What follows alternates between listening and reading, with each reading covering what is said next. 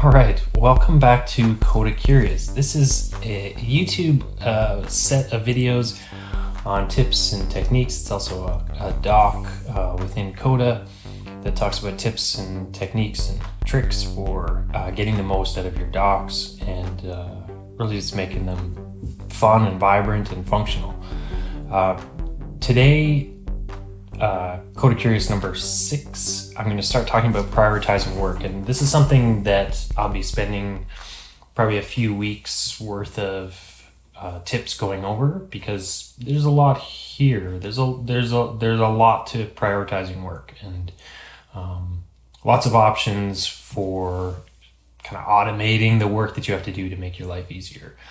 And the analogy that I'm using here is your plate of work. And if you think about it, most people's plate of work is usually overflowing. So it's like, what do you choose first? And you choose like the thing that, you can't stand it when it's cold, so you eat that one first, the one that your stomach's screaming for, your bossy stomach. And how do you decide? And it's like, what's your system for making those kinds of decisions? And ideally you want to do that, without putting too much thought into it. And that's where Coda can really excel in building some formulas and some practice around that. So to get into it, this first tip is going to cover task importance.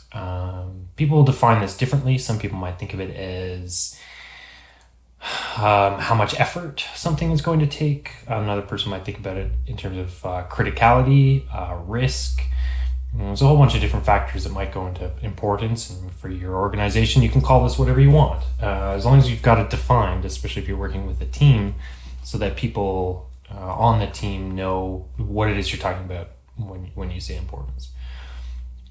The other benefit of using importance or something like it within task prioritization is the ability to roll up into groups. So if you're using OKRs, objectives and key results, and you want to get a key result progress, so it's like the progress on all of the tasks within that key result, and something like importance or effort is really good for that, because if you've got 4 tasks within that key result and you've finished 2, you might think you're 50% complete on that key result. But if those were 2 relatively unimportant tasks that you finished and you've got this giant bulk of work left, then you might be actually sitting at about 25% complete, whereas your data is going to be saying 50%.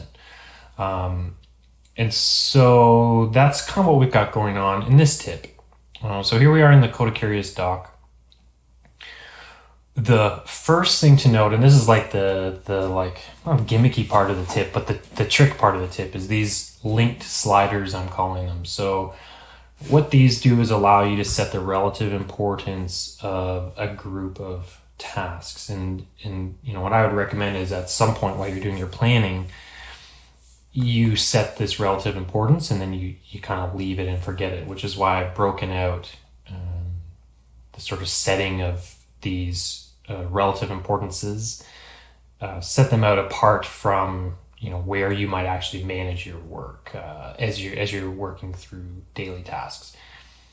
So back to this, what you can see is we've got 4 tasks within this key result of 80. We want 80% of our products on the shelf, or products in our digital store, to be in stock, and there's 4 tasks that we have to do to make sure that happens. We take inventory, we order items when they're low, we pick up the supplies, and then stock the shelves. And so what we can do with these linked sliders is we've got 100 points to play with. No matter how many tasks you add here, they are always going to add up to 100 points. And you just decide how many points you want to assign for each task. And so in this case, I've done 50, 30, 10, 10. And the way these work is, if you can see they're all over to the right, and the sum at the bottom is 100. If you need to make some more points, then you're going to take away from one of them. So maybe I decide that ordering low stock items is actually only worth 20 points. You can see now there's some room left, so I can put 5 points to that one, and then 5 points to this one, and now we're back up to 100. So the way this works, and this is kind of step number 1 for this tip, again, as with all these tips and techniques, There's detailed instructions and formulas broken out for you to take and apply in your own docs. The key here with these relative importance sliders is this importance point maximum. You have to define in a separate column kind of what the maximum allowable points is for each one of these things. You can see because we've used 100 points already, they're all at their maximum. And as soon as you drop this one down, now every task potentially can have 5 additional points added to it.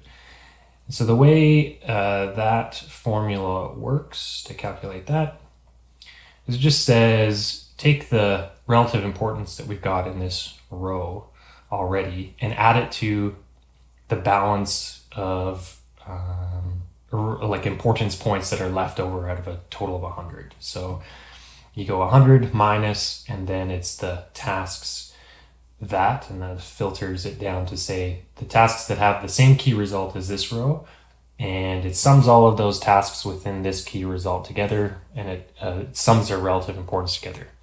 And so if those add up to 80, then it says there's 20 left, and so the maximum can be whatever this relative importance is in this row plus 20 more points. So that one's kind of the key, and then the easy part here is to set up the sliders, and in slider options you've got importance point max as the maximum here. And I've just set increment to 5, you could set it to 10. I don't recommend setting it to 1 because it's just too granular for it to make sense, but and the other piece is to set that to 0 for new rows, just so that it if you don't, it ends up looking like it's blank when it's, it should be set to 0.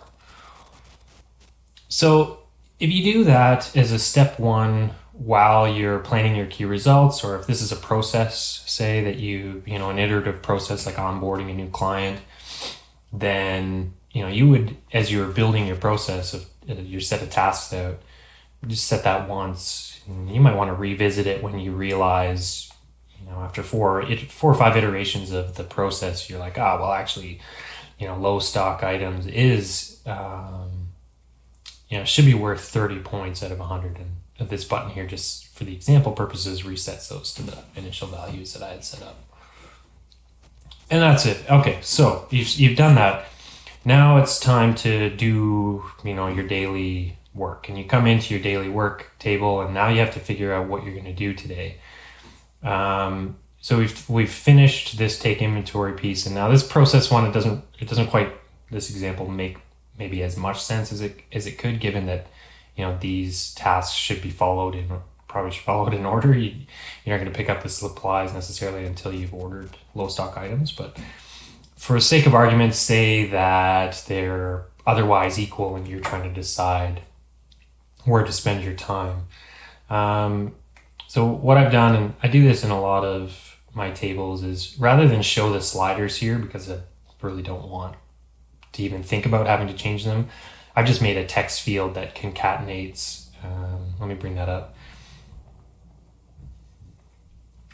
It's just concatenating the word relative importance with the relative importance score, and there's a little bit of color in there as well, just so that it's there so you can see it while you're thinking. And this table is also sorted based on relative importance, so that kind of the higher importance, the higher up they bubble within your card system.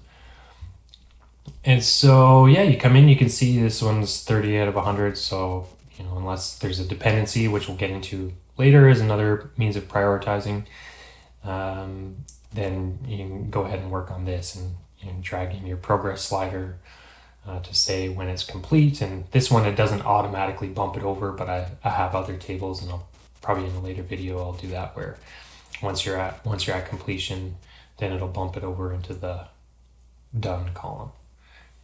Okay, and so now what we can do is look at what that does within key results when we're aggregating to this overall progress. So I've got 3 different means of calculating the progress we've made on this 80% of key products key result. So you can see the first one, which I've seen in some docs, and depending on how you do things, it's a perfectly acceptable way of calculating it. It just says how many of those tasks are done. And so we've got one task that we finished, you say 25% done, one of the 4 tasks. It's not overly accurate though, because I mean, this one we said relative importance was 50 out of 100. So it's, you know, it's a very important task compared to the other ones. And so do you reflect that? And this measure doesn't. This measure does not as well. What this measure does is it says take all of the progress, the progress of all of those tasks and average them together. And so you get an average of 50%. And if you knock this down to zero, you see it's saying 25%, because 100 plus 0 plus 0 plus 0 divided by 4 is 100 divided by 4 is 25. So if I reset those, what you end up looking at is this progress weighted, progress times importance. So it's weighted based on the progress and importance of these tasks. And what you see is now we're up at 70% because you've completed 50 points right there. And then you're halfway through the 30 is another 15, and halfway through this 10 points is another 5. So it's like a more accurate overall assessment. And that's helpful when you're doing dashboarding, to really be able to see sort of where you're at within that key result. And I mean, if you consider importance as including ideas like effort, and you know, in an earlier iteration of this, I had importance actually called effort instead. Then this makes more sense, because you could see you've done like 70% of your work if it's effort. And I didn't include that formula. Maybe I'll update it just to put this overall aggregation formula in the formulas section as well. Oh, I did. Great. So it's already there. I'm ahead of myself. So that's it for this one. Really appreciate if people ask me questions. I know this now is a little more complicated than some of the past Coda Curious videos. So let me know how the explanation is. I'm probably going a little bit fast through it. So put it in the comment. Ask me any kind of questions. Please subscribe to you can subscribe both to the doc and get an email every week when a new episode comes out or new tips released. Subscribe to the YouTube channel and you'll get an update there, because sometimes there are tips that don't have YouTube videos associated with them. Other than that, yeah, stay curious, I keep saying, but actually last time I said stay classy, so this time I'll say stay curious. And thanks for watching.